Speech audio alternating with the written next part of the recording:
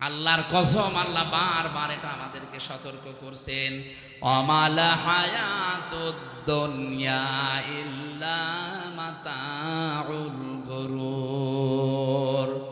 ও পৃথিবীর মানুষেরা, দুনিয়ার জীবন কিন্তু ধোঁকা। কি বলেন বলেন? আমার স্ত্রী আমার জন্য ধোঁকা। হ্যাঁ, ওকে আমি ভালোবাসি, কিন্তু আমার ওর ভালোবাসা আমার প্রতি এই জন্যে যে আমি আখেরাত ওকে ভালোবেসে তৈরি করে নিতে চাই।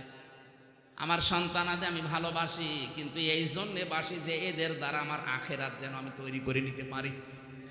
আমার মা বাবাকে আমি ভালোবাসি, কিন্তু মা বাবার ভালোবাসা আমার এই জন্যে যেন এদের ভালোবাসার মাধ্যমে আমার আখেরাত তৈরি হয়। এখন যদি দেখি যে এরাই আমার আখেরাতের পথের কাঁটা, তে ওইরকম মা বাবাকে আমি মানি না, ওরকম স্ত্রীকে আমি মানি না। এই কথা বলছেন এখন। আপনার যত ভালোবাসার লোক হোক, আল্লাহ গুরুর বলেছে এমনি না। আজকে যদি আপনি মারা যান, আর আমরা যদি বলি যে আপনার স্বামী মারা গেছে, আপনি যে খাটের উপরে থাকেন নিচে তার কবর দিয়ে দেব, আপনার কেমন লাগবে? ও বলবে দরকার নেই, আগে গোরস্থানে নিয়ে যান। এখনই যদি এই কথা বলে, এখানে যারাই আমরা বসে আছি 100 বছর পরে এখানে আর কেউ থাকবেন? সবাই আমরা মাটির নিচে। 100 বছর পরে এই যে মুরব্বী বসে আছে, এই কালো মুরব্বী, উনি যদি 100 বছর পরে এই জায়গায় আসে, এ গ্রামে এসে যদি বলে এই 2 তলা বাড়ি আমার, ওই সময় এখানে যারা বাস করবে আল্লাহর কসম ওনারে ঢুকতে দেবে না। আমি নিজেই তো আমার 3 পুরুষের পরে আমি আর চিনি না। আমার বাবার নাম রিয়াজউদ্দিন, তার বাবার নাম জাহান আলী, তার বাবার নাম নমাজ আলী, এরপরে আমার আর জানা নেই। সত্যি বলছি, আমার আর জানা নেই। এখন নমাজ আলীর বাবা সর্বোচ্চ 70 বছর আগে শুনলাম মারা গেছে। আমার দাদার দাদা, আমার দাদা মারা গেছে, আজ আমি জেলে থাকতে 1.5 বছর হয়ে গেল। আর ওনার দাদা মরেছে ওনার আরো 70 বছর আগে। আমার মাঝখানে মাত্র একটা পুরুষ গেছে, নমাজ আলী। বলেন তো, এই 3 পুরুষের পরে যিনি নমাজ আলীর বাবা, উনি যদি এখন এসে কুষ্টিয়ায় বলে যে এই ভিটা আমার, এই 2 তলা বাড়ি আমি বানিয়েছিলাম, ওর দাঁত মুখ খুলে ফেলবো না। ভণ্ডামি করা জায়গা পান না। কিসের নমাজ আলীর বাবা? আমি তো নমাজ আলী গেছিনি না। আপনি নমাজ আলীর বাপের পরিচয় দিচ্ছেন, ছবি আছে, যদি বলে যে আমি নিজেই ছবি, ওর ছবি আমার কাছে নেই। মাত্র 100 বছরের ব্যবধানে যদি এই অবস্থা হয়, আমার কুষ্টিয়ায় আমার যে বাড়ি আছে, আমার 3 পুরুষ পরে আমার মেয়ের মেয়ের মেয়ে ওখানে হয়তো বসবাস করবে, কিন্তু আমরা আর থাকবো না। যদি আল্লাহ 100 বছর পরে আমার আবার জীবিত করে দেয়, 100 বছর পরে যদি কুষ্টিয়ার ওই বাড়িতে যে বলি এটা আমি বানিয়েছিলাম বহু কষ্ট করে, ওই বাড়িতে আল্লাহর কসম আমার আর উঠতে দেবে না। এইটাই দুনিয়া, এইটাই। অথচ এই দুনিয়ার জন্য আজ স্ত্রী সন্তান মা বাবার মুখে হাসি ফোটাতে, এদেরকে একটু আরামে রাখতে, শান্তিতে রাখতে আমরা আজ হালাল হারাম দেখি না। বাবা শাহজালাল সব হালাল। আল্লাহর কসম করে বলছি, আপনি এদের কারণে ধরা খাবেন, কিন্তু ওরা আপনার একটা পাপের বোঝা বহন করতে রাজি হবে না। আপনার হারাম ইনকাম ওরা খেতে রাজি আছে, আপনার হারাম টাকা দিয়ে ওরা আনন্দ করতে রাজি আছে, কিন্তু ওই মানুষগুলো একটাও আপনার যে হারাম ইনকামের গোনা একটা পাপও নিতে রাজি না। তাহলে কার জন্য আমি সহ প্রত্যেকে পাগলামি করছি বলেন? এই পাগলামিটা এখনই বন্ধ করা লাগবে। এজন্য আগে হালাল রুচি আমি খেয়ে থাকি না খেয়ে থাকি, যতটুকুই হোক যেন হালাল হয়। এরপরে আমার শুকরিয়া আদায় যতটুকু। এই জন্য আয়াতের প্রথম কথা, কুলু মিন তাইয়্যিবাতি মা রাযাকনাকুম ওয়াশকুরু লিল্লাহ। আগে হালাল খাবারের ব্যবস্থা করো পৃথিবীর ইমানদারেরা, এরপরে আমি আল্লাহকে ডাকো। আল্লাহ পাক শুধু আমার ইমানদারকে না, রসুলদেরকে, যত রসুল দুনিয়ায় পাঠিয়েছিলেন, রসুল না রসুল, যত রসুল পাঠিয়েছেন বহু বচন দিয়ে আল্লাহ জানিয়েছেন, ইয়া আইয়ুহার রাসূলু কুলু মিন তাইয়্যিবাতি মা ওয়া'মালু সালিহা। হে রসুলেরা, আল্লাহ বলেন, হে রসুলেরা, কুলু, তোমরা খাও, মিন তয়্যিবাতি, পবিত্র খাবার, ওয়া আমালু, আর আমল করো, সলিহা, ভালো কাজ। আগে কি আমলের কথা না আগে খাবারের কথা? এজন্য খাবারের ব্যবস্থা আগে আমরা যাই করছি না কেন? যারা মাঠে ঘাটে চাষাবাদ করেন, যারা চাকরি বাকরি ব্যবসা বাণিজ্য যাই করেন না কেন, এটা যেন হালাল হয়। হালাল কর্মজীবন তৈরি না করে এই পরিবেশ যদি কায়েম না হয়, আবারও সামনের সময় আসতেছে মসজিদের ইমামরা আবারও কিন্তু সঠিক কথা বলতে পারবে না। কারণ এই দেশের 100টার 95টা মসজিদের সভাপতি, সেক্রেটারি, ক্যাশিয়ার এখন এরকম মানুষ যারা সারা জীবন সৌদার ঘোষের সাথে জড়িত ছিল। আমি কি বেশি বলে ফেলি না?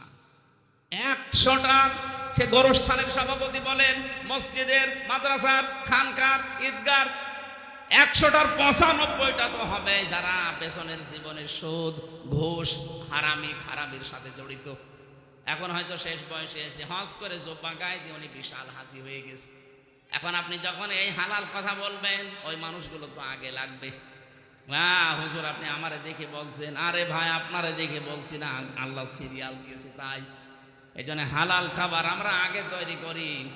আপনি যার জন্য এই পাহাড় তৈরি করে রাখছেন সম্পদের, এরা কিন্তু একটাও কাজে আসবে না। যে উদাহরণ দিলাম আগে, আমি নিজে যেন এটা মেনে চলতে পারি, আর যারা এসেছি প্রত্যেকে যেন দুনিয়ার এই জীবনটা বুঝতে পারি। আলহাকুমুত তাকাসুরু হাত্তা যুরতুমুল মাকাবির। রব্বুল আলামিন বলেন, বেশি বেশি পাওয়ার জন্য মানুষ মহা অন্ধ হয়ে গেছে। ও যতক্ষণ কবরে না যাবে ততক্ষণ ওর হুঁশ ফিরবে না। এই জন্য কবরে যাওয়ার আগে আমাদের হুঁশ যেন ফেরে। এখন থেকে যা খাবেন হালাল, যা খাবেন, আরো জোরে বলেন, খাবার অল্প হোক, আগে হালাল খাবার তৈরি করা লাগবে। 2 নম্বরে আশকুরুলিল্লাহ, আল্লাহর শুকরিয়া আদায় করেন। ডাকাডাকি আল্লাহকে কম হোক, আল্লাহ মাইন্ড করবে না। আল্লাহ আপনাকে কম, আপনি ডাকেন আল্লাহকে। ডাক আপনাকে বেশি দেওয়ার দরকার নেই, অল্প করে ডাকেন, কিন্তু আপনার খাবারটা আগে ঠিক করেন। তালাবু কাসবিল হালালি ফারিদাতুম বাদাল ফারিদা, নির্ধারিত ফরজ আদায় করার পর হালাল রুজি উপার্জনের জন্য যে চেষ্টা করা হয়, এইটাও ফরজ। এগুলো আমরা অনেকে দুনিয়ার কাজ মনে করে ছেড়ে দেই, মনে করে দুনিয়া, কিসের দুনিয়া? এগুলোই হচ্ছে আখেরাতের কাজ। দুনিয়া যা করবেন এইটা দিয়ে আপনার আখেরাত তৈরি হবে। কথা বলে ঠিক কিনা? আল্লাহ তুমি আমাকে সহ প্রত্যেককে মেনে চলার তৌফিক দাও। আমরা সূরা হুদ 9 নম্বর আয়াত পড়েছিলাম। এখানে আল্লাহ পাক আমাদেরকে সহজ ভাষায় শিক্ষা দিতে চেয়েছেন, ওয়ালাইন আযাকনাল ইনসানা মিন্না রাহমাতান সুম্মা নাযা'নাহা মিনহু ইন্নাহু লা ইয়াউসুন কাফুর। ওয়ালাইন আযাকনা, আমি যদি ইনসান মানুষদেরকে মিন্না রাহমাতান, আমার পক্ষ থেকে কোনো দয়া মায়া রহমত এগুলো দেই, এই মানুষগুলো এগুলোর মজা চাকলে বেশ আনন্দিত হয়ে যায়। সুম্মা নাযা'নাহা মিনহু, কিছুদিন আমি আরামে শান্তিতে রাখার পরে যদি একটু পরীক্ষা করার জন্য বিপদ আপদ দেয়, তখনই মানুষ হতাশ হয়ে পড়ে। এই স্বভাবটা প্রত্যেকের ভেতরে আছে। কে বলছে? বলেন বলেন। এই জন্য আনন্দ পেলে, কোনো নিয়ামত পেলে মানুষ নিজেকে কৃপণ বানিয়ে ফেলে, আর কোনো বিপদ আপদ মুসিবত আসলে মানুষ হতাশ হয়ে পড়ে। আল্লাহ পাক বলেন, এই গুণটা সবার ভেতরে আছে, কিন্তু তাদের ভেতরে নেই যারা মুমিন। যারা আমরা যেহেতু মুমিন দাবি করছি, এই গুণগুলো থেকে আল্লাহ আমাদেরকে যেন বাঁচান, সেই ব্যবস্থা আমাদের করা লাগবে। দুনিয়ার ময়দানে চলতে ফিরতে গিয়ে কিছু কিছু সময় আল্লাহ আপনাকে নিয়ামত দেবে, টাকা পয়সা ধন দৌলত সুস্থ রাখবে। এগুলো পেয়ে যেন আপনি এই সুস্থতা ধন দৌলত পেয়ে হারাম কাজে যাবেন না। অনেকের আগে সচ্ছলতা ছিল না, এখন সচ্ছলতা পেয়েছে, এটা পাওয়ার পরে হারাম কাজে জড়িয়ে পড়ে, হয়তো বিভিন্ন জেনার দিকে এগিয়ে যায়। এ কথা বুঝতেছে? আল্লাহ এই জন্য জানিয়েছেন, যখন আমি তাকে 7 চাকায়, এই যে জাউকুন মানে মজা চাকা, পৃথিবীর প্রতিটি জিনিসের একটা স্বাদ, একটা মজা আছে না নেই? যে জিনিস আপনি দেখবেন, খাবেন, দেখবেন ওর থেকে একটা স্বাদ পাওয়া যায়, মজা পাওয়া যায়। আল্লাহ পাক বলেন মানুষের যে ঈমান আছে ঈমানেরও একটা স্বাদ আছে। মান যাকা তা'মাল ঈমান, মানে রাদিয়া বিল্লাহি রাব্বা ওয়া বিইসলামি দীনা ওয়া বিমুহাম্মাদির রাসূলিল্লাহ সাল্লাল্লাহু আলাইহি ওয়াসাল্লাম নাবিয়্যা ওয়া রাসূলা। রাহু মুসলিম। রব্বুল আলামিন জানিয়েছেন নবীজির মাধ্যমে, এটা আব্বাস রাদিয়াল্লাহু তাআলা আনহু থেকে বর্ণিত। নবীজির চাচা বলেন ওই লোকটা ঈমানের স্বাদ পেয়েছে যে আল্লাহকে রব পেয়ে খুশি আছে। যে ব্যক্তি ইসলামকে জীবন ব্যবস্থা পেয়ে খুশি আছে, আর যে ব্যক্তি মুহাম্মদুর রাসূলুল্লাহকে নবী এবং রসুল পেয়ে খুশি আছে। এই তিনটা জিনিস যদি আমাদের ভেতরে থাকে, মাস্ট বি, অবশ্যই আমরা ঈমানের যে মজা স্বাদ এটা পাবো। আল্লাহ আমাদেরকে স্বাদ আর ঈমানের মজা পাওয়ার তৌফিক দেন, আমিন। তাহলে নিয়ামত পেলে আমরা যেন গুনার কাজে জড়িয়ে না পড়ি, আর যখন আল্লাহ বিপদ আপদ মুসিবত দেয় সে সময় যেন হতাশ হয়ে না পড়ি। সব কিছু স্বাভাবিক রাখবেন। যত বিপদ মুসিবত আসবে না কেন আমি স্বাভাবিক, আমি অস্থির না, আমি চিন্তিত না, আমি দুঃখিত না, কারণ আমি ঈমান ভেতরে নিয়ে এসেছি, আমি ঈমানদার। আমি তো ওই মুশরিকদের মতো না, ইহুদিদের মতো না, খ্রিস্টানদের মতো না। আমার একটা আলাদা পরিচয় আছে, আমি ঈমানদার, আমি নামাজি মুসল্লি।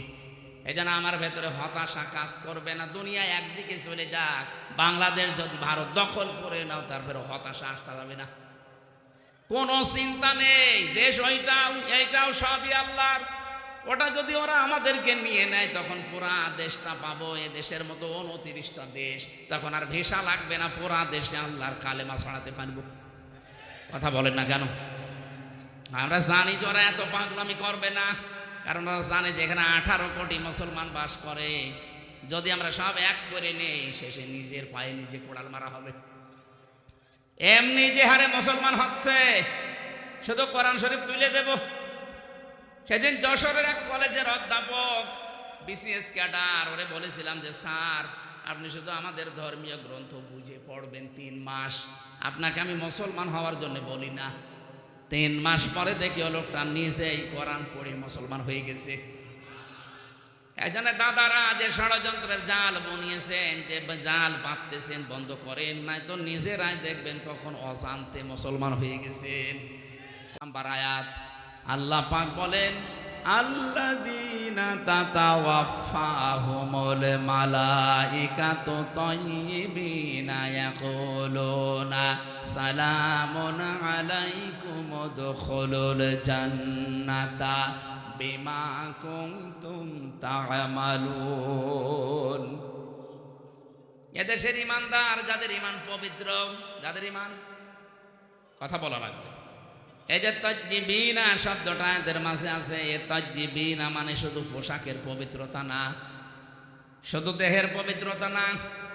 পবিত্র হওয়ার জন্য অনেকগুলো জিনিসকে আপনার পবিত্র করা লাগবে। তার ভিতরে 1 নম্বরে আপনার ঈমানকে। আর ঈমানকে পবিত্র করার সর্বোত্তম ঔষধ শিরিক মুক্ত হওয়া লাগবে। আমাদের দেশে শিরিক ছিল না, এখন নেই।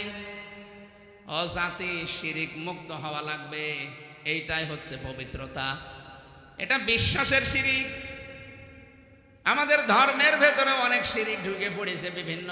এই শিরিক থেকে আমাদের আকীদা, আমাদের ঈমান, আমাদের বিশ্বাস, এগুলো থেকে যদি আমরা পবিত্র হতে পারি, বিছানায় যখনই পড়ে থাকবেন মরণের ফেরেশতা আসবে, 1টা 2টা না, মালায়েকা বহু বছর এসে বলবে কোনো ভয় নেই, কোনো চিন্তা নেই। ইয়াকুলুনা সালামুন আলাইকুম উদখুলুল জান্নাহ, প্রবেশ করো ওই জান্নাতে শান্তির সাথে।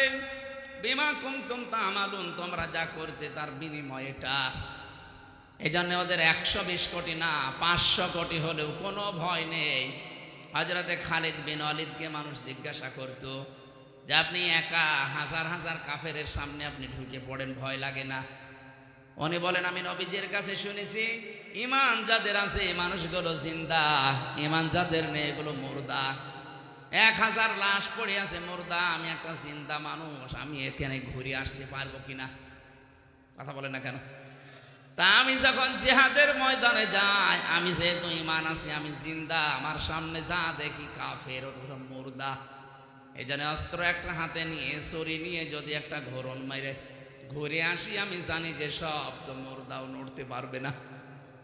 আল্লাহ পাক আমার ইমানের ভেতরে এমন কিছু সেই সময় দিয়ে দেয়, আমি যেন এই বিশ্বাস নিয়ে যাচ্ছি যে আমি একাই জীবিত, আর সব মরে গেছে। এই জন্য আমাদের 18 কোটি মানুষ, আমাদের ইমান শিরিক মুক্ত যদি সত্যি আমরা করতে পারি, ওরা আরো ভয় পাবে।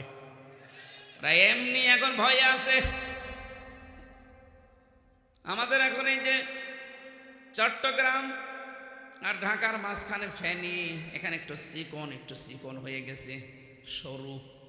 ওরা চাচ্ছে যে চট্টগ্রামটা নিতে পারলে, এই রাস্তাটা বন্ধ করে দিলে ওই জায়গা ওদের হয়ে যাবে। আরে ভাই, আপনি কি যৌতুক নেবেন নাকি?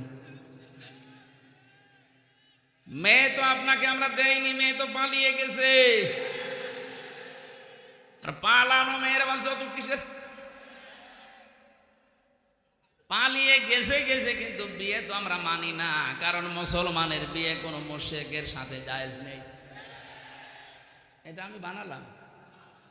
সূরা বাকারা 2 নম্বর পারা 14 নম্বর পৃষ্ঠার 4 নম্বর লাইনের 221 নম্বর আয়াতে আছে, ওয়ালা তানকিহুল মুশরিকাতি হাত্তা ইউমিননা। এরপরে আছে ওয়ালা তানকিহুল মুশরিকিনা হাত্তা ইউমিনু।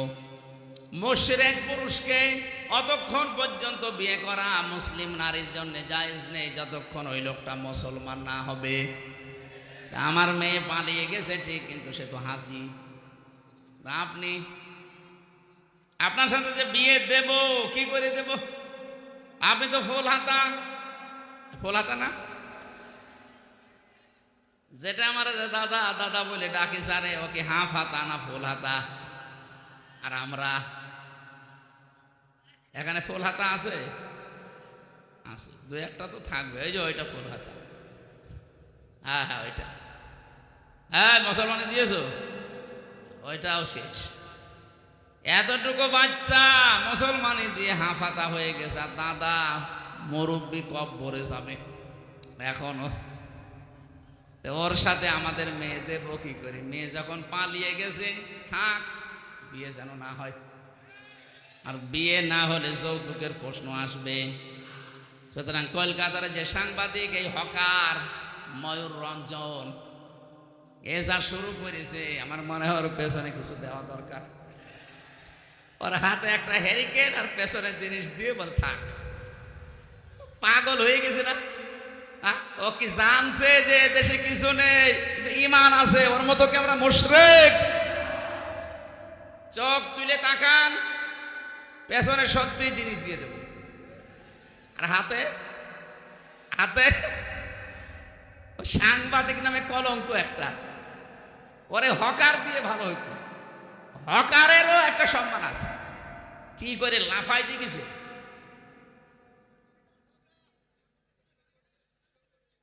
আমরা যেটা বোঝাতে চাচ্ছি, যেহেতু রেকর্ড হচ্ছে, এদেশে যদি একটা মুসলমানও বেঁচে থাকে, 1 ইঞ্চি জায়গা ছাড়বেন না। কারণ 1 ইঞ্চি জায়গা আমার মায়ের চাইতে দামি আমার কাছে। কথা বলেন ঠিক কিনা? বিশ্বনবী যেমন 3-4টা গোত্রকে এক জায়গায়, 3টা আর উনি মিলে 4টা, একটা ইহুদি, একটা খ্রিস্টান, একটা মুশরিক, আর নিজে আউস, খাজরাজ, বনু কাইনুকা, এ সমস্ত গোত্রের সাথে নবীজি মিলে মদিনাকে আগে রক্ষা করার জন্য জোট করেছিলেন। আজও বাংলাদেশে অলরেডি এটা হয়ে গেছে, শুধু ওই 14 দল বাদ দিয়ে। আরো শয়তানরা এখন নেইও। ওই 14 দল বাদ দিয়ে বাকি দেশে যা আছে সবাই এখন ঐক্যবদ্ধ। আমরা সবাই এই দেশকে আগে বাঁচাতে চাই। দেশকে যখন বাঁচিয়ে ফেলবেন, তখন আল্লাহর বিধান এখানে কায়েম হবে। নবীজি যেমন বলেছিলেন, খায়রুল কুরুনি করনি, আমার যুগ শ্রেষ্ঠ যুগ। আমরাও বলতে পারবো এই আমার দেশ শ্রেষ্ঠ দেশ। যেটা দিয়ে বলা যায় তার নাম কি? আরো জোরে বলেন। এজন্য কোরআনে কারীমের বিধান কায়েম হওয়ার আগ পর্যন্ত এদেশে সুদ থেকে মুক্ত হওয়া 100% সম্ভব না। ঘুষ থেকে আপনি বাঁচতে 100% পারবেন না। কত মানুষ এজন্য দেখি হারামি খারামি কাজ করে করে শেষ বয়সে এসে বলে আমি ভালো হয়ে গেলাম। আপনাকে আল্লাহ ভালো হতে দেবে না। এজন্য এক্ষুনি খারাপ কাজ ছাড়া লাগবে, এক্ষুনি। যে যেখানে আছেন রেকর্ডের এই শুনতে পাচ্ছেন, এই ভিডিও দেখতে পাচ্ছেন লাইভে, এক্ষুনি, কখন, আরো জোরে বলেন, এক্ষুনি আপনি আগে হারাম কাজ ছাড়েন, আগে অবৈধ ইনকাম বন্ধ করেন।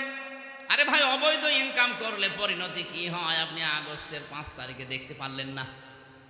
ইয়ামহাকুল্লাহুর রিবা ওয়া ইউরবিস সাদাকাত, আল্লাহ বলেন আমি সুদ ধ্বংস করি আর ব্যবসাকে, সাদাকাকে আমি আল্লাহ যাকাতকে বৃদ্ধি করি। আল্লাহ যে ধ্বংস করে অবৈধ ইনকাম আপনি কিন্তু দেখেছেন। এই সালমান এফ রহমানের দরবেশের কত টাকা কি হয়েছে, এখন মাটিতে শুয়ে থাকা লাগছে। কথা বলেন না কেন?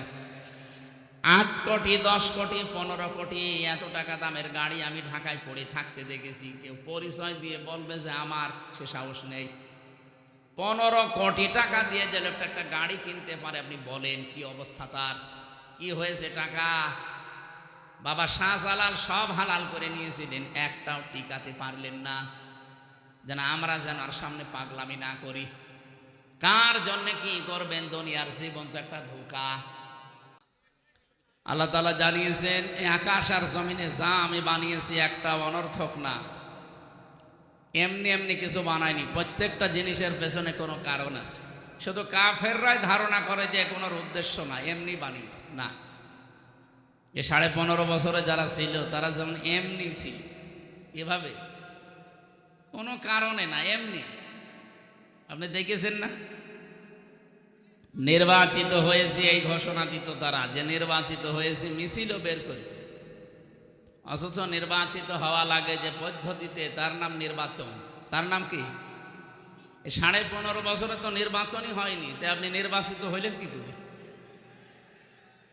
এই জন্যে পেপারে, পত্রিকায় বা হ্যান্ডবিলে যদি কারো নাম 8 সাল থেকে 24 সাল পর্যন্ত যারা নির্বাচিত বলে দাবি করে, এরা যদি লেখেন যে আমি সাবেক এমপি, সাবেক মন্ত্রী, সাবেক মেয়র, সাবেক উপজেলা চেয়ারম্যান, আমার মনে হয় এটা বলা ঠিক না, এটা জায়েজও না।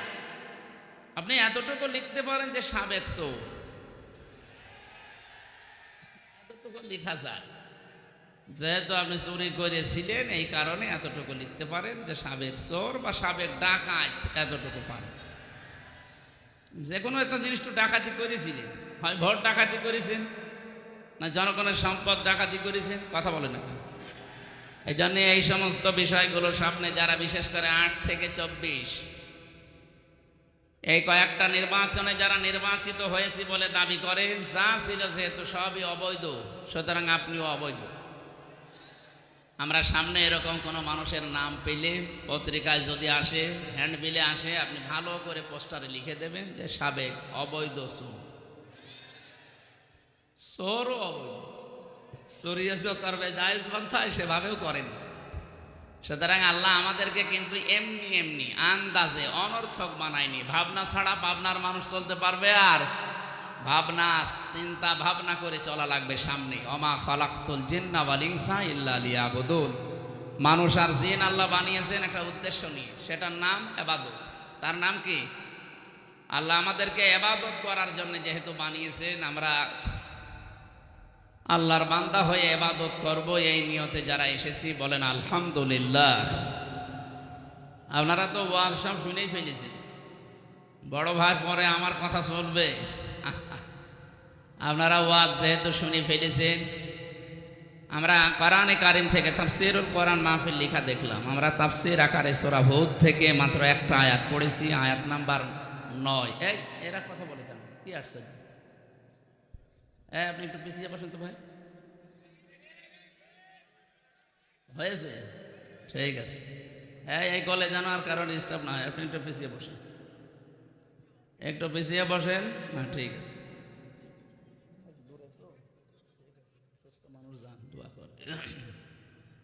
ওনারা জানেন উনি অ্যাক্সিডেন্ট করেছিল কিছুদিন আগে, এখনো স্বাভাবিক হতে পারেনি, অসুস্থ। তারপরও আপনাদের এখানে প্রায় 2 ঘন্টা মতো যারা কথা বলেছেন, আল্লাহ রাব্বুল আলামিন ওনাদের কথাগুলো আমাদের প্র্যাকটিক্যাল লাইফে আমল করার তৌফিক যেন দান করেন। মানে আমরাও পারি না, আপনারাও ছাড়েন না, আল্লাহু আকবার। সেরকম হয়ে গেছে। আজকে 4টা চলছে আর একটা আছে।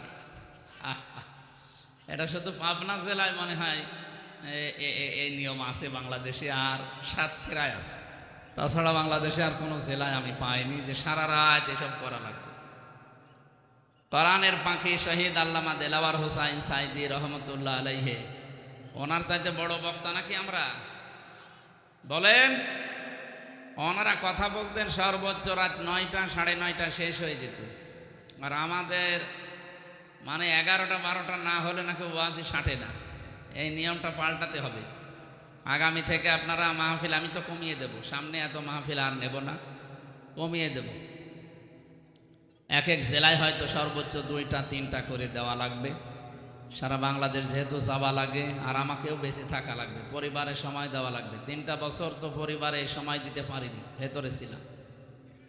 এই জন্যে সামনে থেকে একটু লিমিট করে নেওয়া লাগবে, শরীরও পারছে না। আল্লাহ আজকে যখন নিয়ে এসেছেন এই সাথিয়ার ময়দানে, এটা শহীদ মতিয়ার রহমান নিজামীর এলাকা, ওনার বাড়ি এখানে না? আল্লাহ তাকে শাহাদতের সর্বোচ্চ মাকাম যেন দান করে। আমি 21 তারিখে, জানুয়ারি মাসের 21 তারিখে সামনে পাবনা দারুল আমান ট্রাস্ট শহীদ মাওলানা আব্দুস সোবহান রহমতুল্লাহ আলাইহে, ওনার ওখানে যাব। আপনাদেরকে দাওয়াত দিতে বলেছে, আমরা দিয়ে গেলাম। যদি এত দূর থেকে যেতে পারেন, ওখানে দেখবেন এশার নামাজ পড়েই তুলে দেবে। রাত 7টায় বাজতে যদি নামাজ শুরু হয়, 7:30টার ভেতরে প্রধান বক্তা তুলে দেবে। 8টা 9টায় মাহফিল শেষ। ওরা বলে যে নাকি যে সারা দেশের মানুষের স্লোগান যে মানুষ আসে না। মানুষ আসবে না মানে? পাবনা দারুল আমান ট্রাস্টের চাইতে আপনার মাহফিল বড় নাকি? সেখানে মানুষ যায় কি করে? আমরা নিয়মই বানিয়ে ফেলেছি এইটা। যেন আগামী থেকে এই নিয়মটা পাল্টাবেন। কত মানুষ এখন ফজরের নামাজ পড়বে না জানেন? অনেকে এশার নামাজও পড়েনি, নিয়ত করে আসে যে ফজরও পড়বো। ওয়াজ করেন, ওয়াজ শুনতে ভালো লাগছে। আরে ভাই, ওয়াজ যে করবো কি দিয়ে করবো? যেটা দিয়ে ওয়াজ করবো ওইটাই যদি না হয়, আপনি ওয়াজ শুনি করবেন কি? এই জন্য অন্তত ফজরের নামাজ যেন আমি সহ কারো কামাই না হয়। এই কথা বলেন এখানে, এই নিয়ত করা যাবে না। আজকে যদি আপনি টের নাও পান, তাও নামাজ জামাতে পড়া সওয়াব পেয়ে যাবেন ইনশাআল্লাহ। এই জন্য সুস্থ থাকতে যারা আল্লাহর ইবাদত করে, এই মানুষগুলো যখন অসুস্থ হয়ে যায়, নবীজি জানিয়েছেন অসুস্থ যদি কেউ হয়ে যায়, সুস্থ থাকতে যে ইবাদতের ধারাবাহিকতা ছিল, অসুস্থ হয়ে গেলে ওটা চলতেই থাকে। আমি এখন সুস্থ অবস্থায় যদি 1000 বার আল্লাহর নাম উচ্চারণ করি, আস্তাগফিরুল্লাহ পড়ি, অসুস্থ হয়ে আর পড়তে পারলাম না, যতদিন বিছানায় পড়ে থাকবো, যদি একেবারে জীবনের শেষ দিন পর্যন্ত আমি অসুস্থ থাকি, যেহেতু আমি কন্টিনিউ করতাম, এই সারা জীবন এখন আমার এই ইবাদতটা চালু থাকবে। জোরে বলেন আলহামদুলিল্লাহ। তাহলে এরকম কিছু কিছু কাজ আমাদের করা দরকার, যেন জারি থাকে নাকি বলেন। তাহলে আমাদেরকে আল্লাহ যেহেতু ইবাদতের জন্য তৈরি করেছেন, তার উদ্দেশ্য এটা। আল্লাহ রাব্বুল আলামিন আমাদের আদি পিতা হযরত আদম আলাইহিস সালামকে, এরা কি মানুষ না কলেরা? কি কথা বলেন কেন? কলেরাই হবে।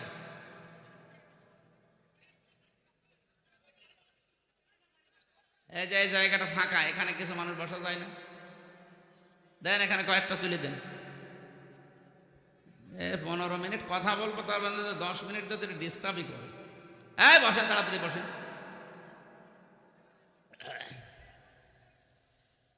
সুবহানাল্লাহ। রিভাব দেন, রিভাব দেন। আওয়াজ কানে লাগবে, কানে আওয়াজ লাগবে না তো কিন্তু গলা বসে যাবে। সুবহানাল্লাহ, আলহামদুলিল্লাহ, লা ইলাহা ইল্লাল্লাহ, সুবহানাল্লাহ, আলহামদুলিল্লাহ, সুবহানাল্লাহ, আলহামদুলিল্লাহ, লা ইলাহা ইল্লাল্লাহ, লা ইলাহা ইল্লাল্লাহ, মুহাম্মাদুর রাসূলুল্লাহ। পাবনাবাসী, আমাদেরকে আল্লাহ যেহেতু ইবাদতের জন্য বানিয়েছেন, ইবাদতটা আগে আমাদের জানা লাগবে যে ইবাদতটা কি। কোরআনে কারিমে আল্লাহ পাক এই পৃথিবীতে এবাদত যদি আমরা করতে রাজি থাকি তাহলে আমাদেরকে জানিয়েছেন যে আগে কয়েকটা কাজ করি নাও, তারপরে এবাদত করো। ইন কুনতুম ইয়্যাহু তা'বুদুন, যদি তোমরা আল্লাহর ইবাদত করতে রাজি থাকো তাহলে তোমাদেরকে কয়েকটা কথা আগে জানিয়ে নেই। এই বসেন, দিলাম না, বসেন, খালি ডিস্টার্ব করে। ইয়া আইয়ুহাল্লাযীনা আমানু কুলু মিন তাজ্জিবাতি মা রাযাকনাকুম ওয়াশকুরু লিল্লাহ। সূরা বাকারার 172 নম্বর আয়াতে আছে, ঈমানদারেরা আগে হালাল খাও।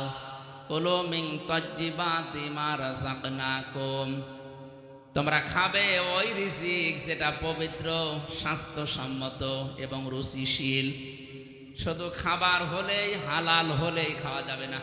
খাবার এবং হালাল এইটা হলেই সব জিনিস খাওয়া যায় না, ওটা রুচিশীল, স্বাস্থ্যসম্মত। কথা বলেন না কেন? এ পৃথিবী অনেক কিছু হালাল আছে আমাদের জন্যে, কিন্তু আমরা খাই না।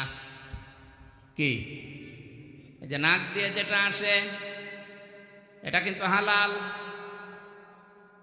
কি এটা হালাল না? আপনি কথা বলছেন না কোন কারণে? এটা হালাল না? এটা আলেম না মনে হয়। এই বলেন নাক দিয়ে যেটা আসে এটা কিন্তু হালাল। এটা হালাল কিনা বলো? কেউ যদি এখন পিরিজে করে বলে ভাই মাখন মনে করে খান, খাবে কেন? এটা রুচিতে নেয় না। কথা বলেছেন।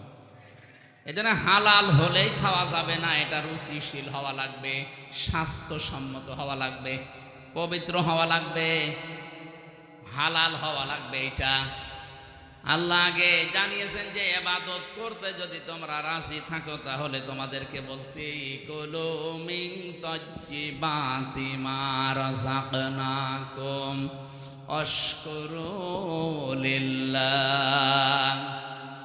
আমি আল্লাহর শুকরিয়া আদায় পরে আগে হালাল রুজির ব্যবস্থা করো। অনেক মানুষ এদেশে আমরা দেখতে পাচ্ছি সারা জীবন হারাম ইনকাম করে করে পাহাড় জমায়, শেষ বয়সে একবার হজ করে উনি আল্লাহর ওলি হয়ে এখন শুকরিয়া আদায় করছে না। আপনি আগে হালাল খাবারের বন্দোবস্ত করেন। এই হালাল খাবারের ব্যবস্থা আমরা তৈরি করতে পারি না, হারাম ইনকামে ছেয়ে গেছে। শেষ বয়সে যে শুকরিয়া আদায় করবেন হজ করার মাধ্যমে, নামাজ পড়ার মাধ্যমে, মসজিদের সভাপতি ক্যাশিয়ার হওয়ার মাধ্যমে হবে না। না কি করে ছাতা করতে আসলাম এত রাত্রে? সেলাই কি আর কি মারছে আপনার সাথে? ভলান্টিয়ার লাগবে না, ওর কানের নিচে দুইটা চড় দিন, ভলান্টিয়ার লাগবে না। আর কি করার জন্য এসেছে? আপনারা জায়গা আরো বড় করতে পারতেন। মানুষ যেহেতু আসে জানেন মানুষ এখন কোনো বাধা নেই। এই আমি কিন্তু একেবারে মানে নরম ভাষায় বলছি, যেখানে দাঁড়িয়ে আছেন দাঁড়িয়ে থাকেন, বসে আছেন বসে থাকেন। কথা বললে আপনার কিন্তু খবর আছে। একটা জিনিস বোঝাতে হলে একটু একটু বসিয়ে নেওয়া লাগবে না? আমি একটা জায়গায় তো যাবো নাকি, কথা বলেন কোন কারণে? এদিকে দেখেন তো কেউ কথা বলছে না, এদের কষ্ট হচ্ছে না? এরা দাঁড়িয়ে আছে। আবার কথা বলে, যেটা কথা বলো কানের নিচে একটা চট দেন না কেন? দেন চট দেন।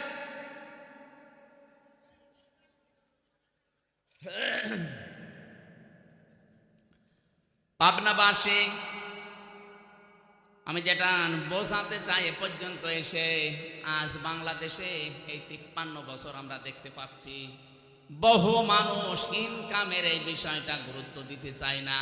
বাবা শাহজালাল মদের কাছে কুত্তা বিড়াল সব হালাল, এই থিওরি নিয়ে ঘুষ যত রকমের আছে সব উনি খাচ্ছে। শেষ বয়সে এসে একবার হজ করে উনি মনে করছে আমার আর কোনো অসুবিধা নেই। না, এই জন্য আল্লাহ শুকরিয়া আদায় করবেন আল্লাহর। যদি ইবাদত করতে ইন দিয়েছেন, শর্ত লাগিয়েছেন, যদি ইবাদত করতে আপনি রাজি থাকেন, আপনাকে আল্লাহ জানিয়েছেন আগে হালাল খাবারের বন্দোবস্ত করেন। তো সেই পরিবেশ কি বাংলাদেশে এখনো গড়ে উঠেছে? বলেন। এই জন্য তো দিন কায়েম করা দরকার। এটা নিয়ে যদি আমরা সবাই আজ একমত হয়ে যেতাম যে দিন কায়েম না করলে হালাল রুজি উপার্জন করা সম্ভব না। কারণ যতদিন এদেশে দিন কায়েম হবে না ততদিন যাকাত ভিত্তিক অর্থনীতি রাষ্ট্রীয়ভাবে কায়েম হবে না। আর যাকাত যতদিন এদেশে রাষ্ট্রে না আসবে, আল্লাহর কসম এদেশে যেই বাস করবে, ডাইরেক্ট হোক আর ইনডাইরেক্ট হোক, ও সুদখোর। আপনি কি মনে করছেন এই টুপিটা দেখতে অনেক সুন্দর লাগছে, এর ভেতরে সুদ আছে? প্রশ্ন আসতে পারে, হুজুর আপনি সুদ দিয়ে টানা, আমি সুদ খাই না, কিন্তু এই টুপিটা যে ফ্যাক্টরিতে বানিয়েছে ওই মালিক ব্যাংক থেকে লোন নিয়েছে। কথা বলে না কেন? এদেশের যে সিস্টেম, আপনি অর্থনৈতিকভাবে যদি সত্যি যাকাত এদেশের সরকারিভাবে কায়েম করতে না পারেন, এই জন্য নামাজের কথা আল্লাহ যেখানে দিয়েছেন সঙ্গে সঙ্গে দিয়েছেন যাকাতের কথা।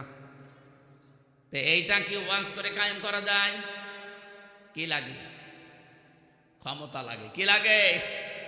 এই ক্ষমতা। এই জন্যই তো ইসলামকে নিয়ে যাওয়া লাগবে, যেন যাকাত সরকারিভাবে কায়েম করতে পারে। আর এটা ওখানে কায়েম হয়ে গেলে দেশের প্রত্যেকটা মানুষ তখন হালালকে হালাল, হারামকে হারাম জানার পরে ছেড়ে দিতে পারবে। আর এইটাই আমরা চাই।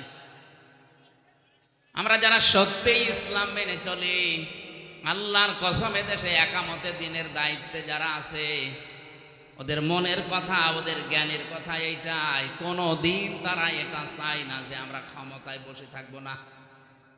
আমরা ক্ষমতাকে আল্লাহর আখিরাতে জান্নাতের একটা মাধ্যম বানিয়েছি, কারণ আমরা হালালকে হালাল, হারামকে হারাম এটা প্রমাণ করতে হলে ক্ষমতা লাগবে। কারণ এমন এমন জায়গা আছে সেখানে ওয়াজে হয় না, সেখানে কোরআন শরীফ হাদিস শরীফের আইনগুলো বাস্তবে প্রয়োগ করা লাগে।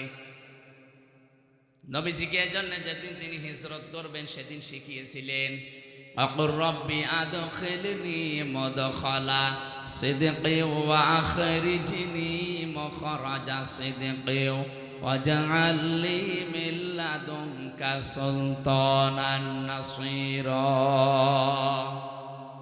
আল্লাহ পাক বলেন, হে নবী এই দোয়া আমার কাছে করেন, আল্লাহ তুমি এই ঘর থেকে বের করে দিলে নিরাপদে বের করে দিও, রাস্তায় যেন কোনো বিপদ আপদ না হয়। আর যেখানে তুমি পৌঁছিয়ে দেবে ওখানে তুমি নিরাপদে আমাকে নিয়ে যেও, শুধু নিয়ে যেয়ে বসিয়ে রেখো না, মিল্লাদুনকা তোমার পক্ষ থেকে আমাকে দিও, সুলতানান নাসীরা এমন একটা ক্ষমতা যার ভেতরে তোমার সাহায্য থাকে। এ দোয়া শেখাচ্ছেন কে? কবুল করবেন কে? আপনি বলেন তো, আমি যদি আপনাকে বলি যে এইভাবে এইভাবে দরখাস্ত লেখেন, তার মানে আমি বলে বলে দিলাম যে এইভাবে লেখেন, ওটা আমি যদি বলে দেই আমি গ্রহণ করব না। আল্লাহ শিখিয়ে দিচ্ছেন যে এইভাবে আমার কাছে দোয়া করেন। নবীজি দোয়া করেছিলেন তিনটা, তার তিনটা দোয়ায় আল্লাহ কবুল করে নিয়েছে। কারণ দোয়াগুলো শিখিয়েছে কে? আরো জোরে বলেন। সূরা বানী ইসরাঈল ৮০ নাম্বার আয়াতে আছে, তার প্রথম দোয়া কবুল হয়েছে সঙ্গে সঙ্গে, দ্বিতীয় নম্বর দোয়া কবুল হয়েছে ৩ দিন পর, ৩ নাম্বার দোয়া কবুল হয়েছে ৬ মাস পর। এদিকে খেয়াল করেন না, মানুষ নাকি আপনি কোন দিকে তাকিয়ে আছেন? আপনি হ্যাঁ, রাত ১২টা পার হয়ে গেছে, এদিকে তাকানো যায় না? একটা জিনিস বোঝে না। দেখেন তো আলেমরা কিভাবে শুনছে, এর জ্ঞান নেই এদের। এটা না শুনলে পারত। এটা যখন এবাদত চলছে, অনেকের এখনই ধারণাও নেই আসলে এবাদত চলছে। এটা আপনি নামাজে দাঁড়িয়ে থাকলে যে সওয়াব পেতেন এখন তাই পাচ্ছেন। নামাজে দাঁড়িয়ে যেমন কথা বলতে পারেন না, এখনও কথা বলতে পারবেন না। যত কষ্ট হোক, মশায় কামড় দিক, তাও স্থিরভাবে থাকবেন। নবীজির প্রথম দোয়া কবুল হচ্ছে সঙ্গে সঙ্গে। জিবরাইল এসে বলেন, হে নবী আপনি শুধু এক মুষ্টি বালি হাতে নিয়ে সামনের দিকে ফিকে মারেন, বাকি যা করার ওটা আমার আল্লাহর কুদরত করবে। সঙ্গে সঙ্গে তার দোয়া কবুল হয়েছে, তিনি নিরাপদে বের হয়ে গেলেন। দ্বিতীয় নম্বর দোয়া কবুল হয়েছে ৩ দিন পর। কয় দিন? উনি যে বলেছিলেন আমাকে নিরাপদে বের করে দাও, একেবারে গাড়ে সোর, যেখানে ৩.৫ ঘন্টা সময় লেগেছে আমার মতো যুবক মানুষের উঠতে। এখন তাও তো সিঁড়ি করা আছে, কোনো লতা পাতা ধরে ওঠা যায়। আর ১,৫০০ বছর আগে নবীজি যখন উঠেছিলেন তখন তো এরকম সিঁড়ি করা ছিল না। আমার এই ৩.৫ ঘন্টা লাগলে তাও ৪-৫ জায়গায় আমি বসেছিলাম। চিন্তা করেন তো মুহাম্মদ রাসূলুল্লাহ এবং আবু বকরের কত ঘন্টা লেগেছে। কমপক্ষে ওই সময় ৫-৬ ঘন্টা লাগার কথা, এত উপরে। তাও এই ১,৫০০ বছরের ভেতরে পাহাড়টা তো অনেক কেটে কুটে ছোট করে ফেলেছে। তখন কত উপরে ছিল, এই জায়গা পর্যন্ত কাফেররা পৌঁছিয়ে গিয়েছিল। নবীজিকে আল্লাহ ওই জায়গা থেকেও বাঁচিয়েছিলেন। কবুতরে ডিম পেড়েছে, মাকড়সা জাল বুনিয়েছে, কাফেরদের চোখে আমার আল্লাহ পর্দা ফেলে দিয়েছিলেন। হযরতে আবু বকর ওই সময় পর্যন্ত চিন্তায় তিনি বলেছিলেন, হে নবী, আমরা তো মনে হয় ধরা পড়ে গেলাম। নবীজির ঈমান ওই সময় এত পাকা, এত পক্ত ছিল। নবীজি বললেন, লা তাহজান ইন্নাল্লাহা মা'ানা, কখনো না, আমরা দুইজন না, আমাদের সাথে আর একজন আছে। কে? আল্লাহ এই কথাটা শুনে এত বেশি খুশি হয়েছিলেন। রব্বুল আলামিন বলেন, সঙ্গে সঙ্গে আমি আল্লাহ তাকে বাঁচানোর যত পদ্ধতি সব আবিষ্কার করে দিয়েছি। ওই যে মাকড়সার জাল, কবুতরের ডিম পাড়া, ভেতরে যে সাপের কামড় থেকে আমার আল্লাহ মুক্ত করে এই থুথুর মাধ্যমে, থুথু মোবারকের মাধ্যমে বাঁচিয়ে দেওয়া, 3 দিনের ভেতরে আমার আল্লাহ এটা করেছিলেন। উনি যে বললেন, আল্লাহ আমাকে বের করে দেন নিরাপদে, রাস্তায় যেন জানিয়ে যাবেন নিরাপদে।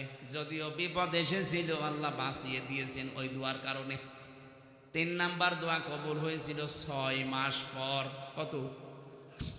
ওখানে যে তিনি দল তৈরি করেছিলেন, নিজের যা ছিল, এখান থেকে ইহুদি, খ্রিস্টান, মুশরিক সবার সাথে জোট গঠন করে ঐক্যবদ্ধ হয়ে আগে দেশ বাঁচিয়েছেন মদিনাকে।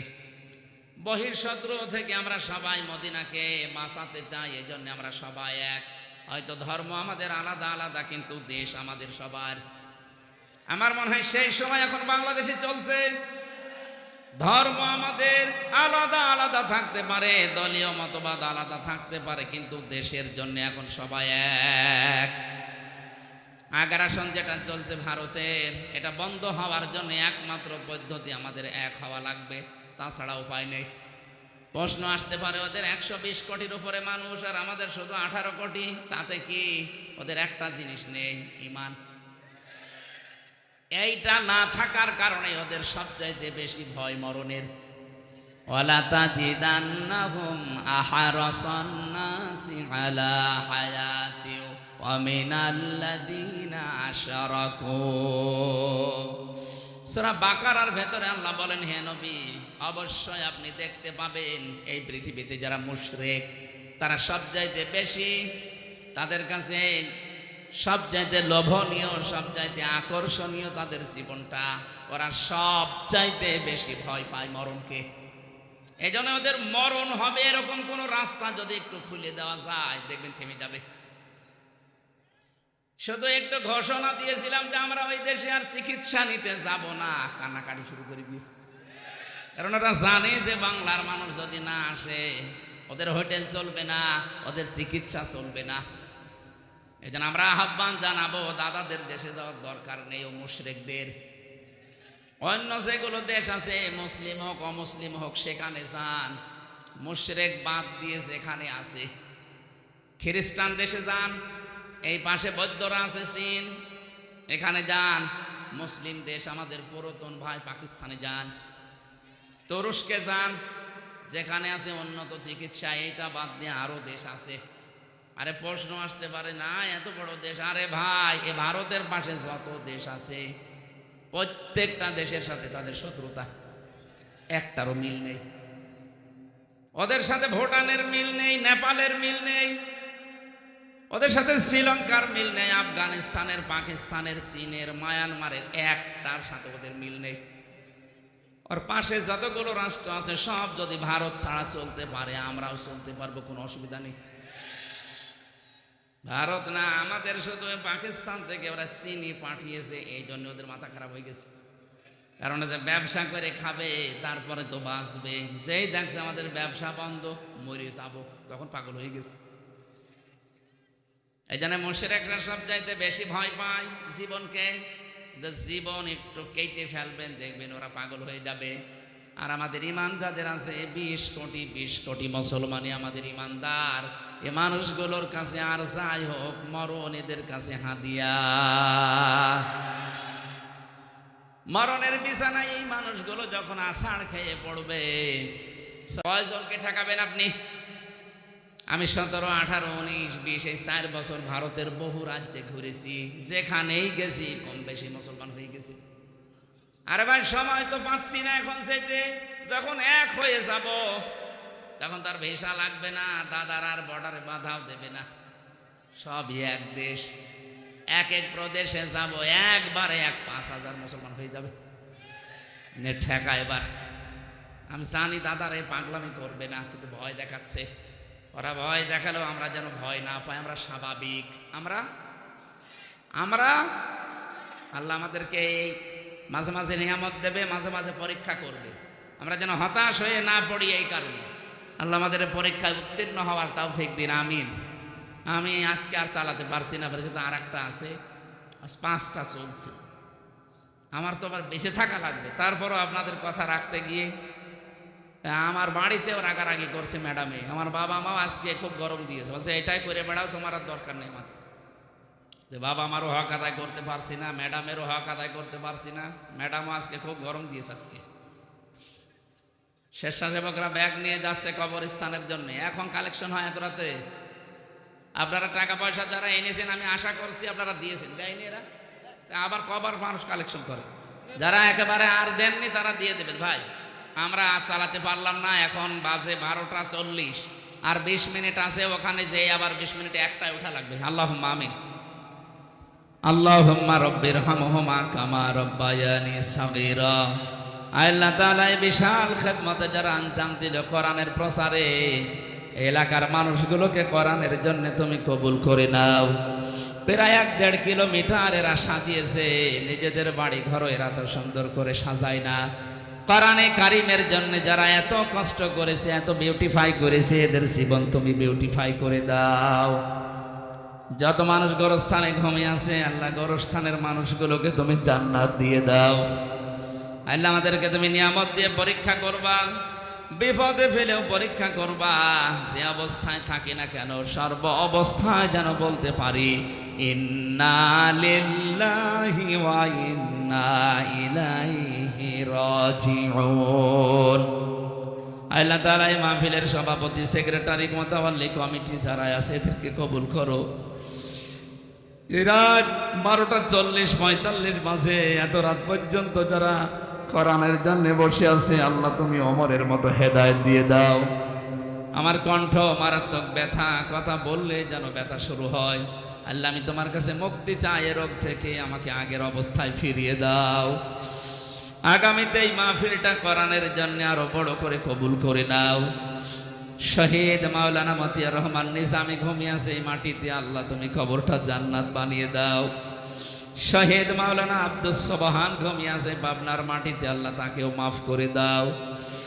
2024-এ যত মানুষ শহীদ হয়েছে এই দেশের জন্য, ছাত্র ছাত্রী ভাই বোনদেরকে শাহাদতের মর্যাদা দাও। অসুস্থ হয়ে আছে যারা শেফায়ে কামেলা আজেলা দাও।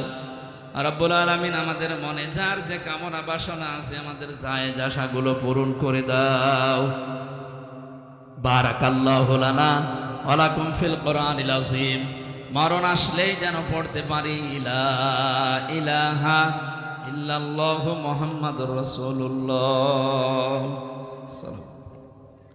আমার গাড়ি আছে, গেটে আছে মনে হয়।